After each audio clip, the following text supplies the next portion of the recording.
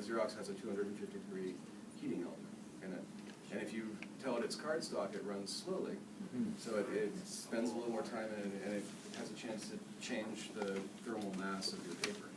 So if you lie to it and say, this is tracing paper, then you get toner that's not really fixed to here very well. So you said the temperature that it burns it on there? Is that what we're talking about? Yeah. And what did you adjust it to again? In my dialog box, it's going to be different from program to program and whatever printer's attached to it. It's I was able to select a 60 weight paper, which was thinner than everything else. You're working with a Xanthi or Epson? No, the Xanthi hasn't updated their drivers. Our Xanthi is sitting there on our counter. No, we just got new drivers for Xanthi. Did you? I'll find out how, because we were having the same trouble. It's like an $8,000 machine, this, Yeah. you know. Paperweight. Right. But on our Xanthi, if the students put the pronto plate in, they have to set it at polyester plate to get it to work as a litho. So what you're saying is actually just set it as paper or something lightweight, so it will actually fuse off. Because that's right. what happens when we don't set it at polyester plate, it comes off. That's interesting. This is one of those moments when something's going wrong in the shop and you're cursing. You're like, What else can I do with that? Let me try a new method. Yeah. Now, they also make a paper that's specially Kind of designed acetating. for this. I know It's Zeocryl does. I Yeah. didn't know who else made But it. you don't need to buy that. Alright. It's basically just glossy cardstock. So the trick to this is kind of one and done. If you rub it a bunch or you kind of mess around with it, you kind of destroy some of the quality. And so the method I've sort of grown to like is I lay it down, and grab one edge carefully. Actually, I'll just touch it in one area, and that kind of fuses it to the plate.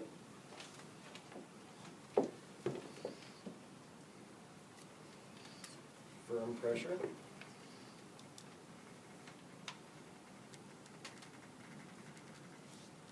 And this is why I brought one that worked perfectly. Try to.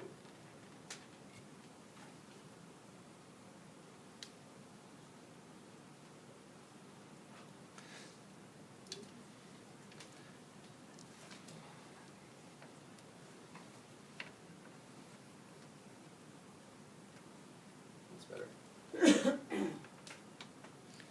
Now, Robert, sometimes it'll come off that first time. You don't have to back on it. That's right. This one was a one pass. Okay, one pass.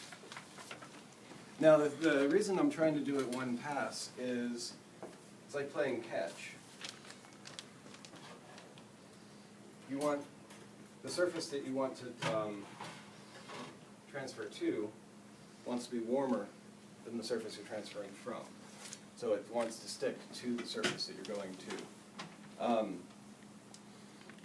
So in this case, you try and not to heat up the pronto plate or the paper all the way, just enough that it's going to transfer.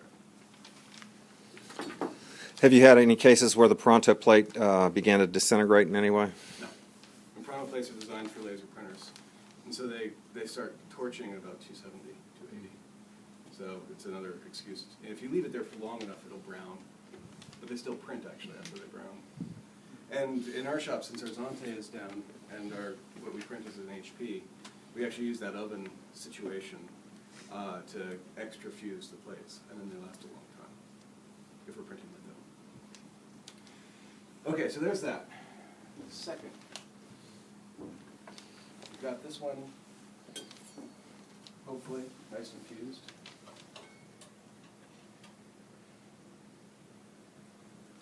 Now with that Chikaya Booker project, she's a sculptor.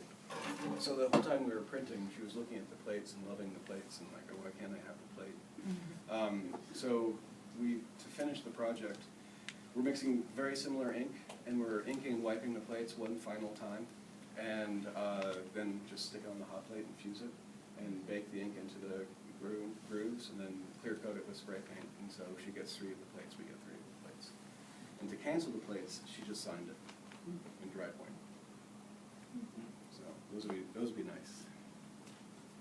Okay, now we're going to do one more thing to this before we etch it, which is play around with some wash. If you were to etch it just like that, that would be enough. on there to resist. Infrared, yes. You And wanted to take most of that ink off for commercial, right? But when you printed that, it took almost 90% of the ink off. Off You the, didn't want that to have very much ink on that plate. no, if you want lots of detail, you want really a fine amount of ink. To make that photo negative, the spit bite, you would just aquatint and then etch it. Does it act like a halftone because it almost permeates through? Yes. the ink? Absolutely, especially if you have like an aquatint in the first place, then it's going to be an aquatint the other way in the second place. Okay. It's 'cause it's still a dense pattern. Okay, so let's make a wash.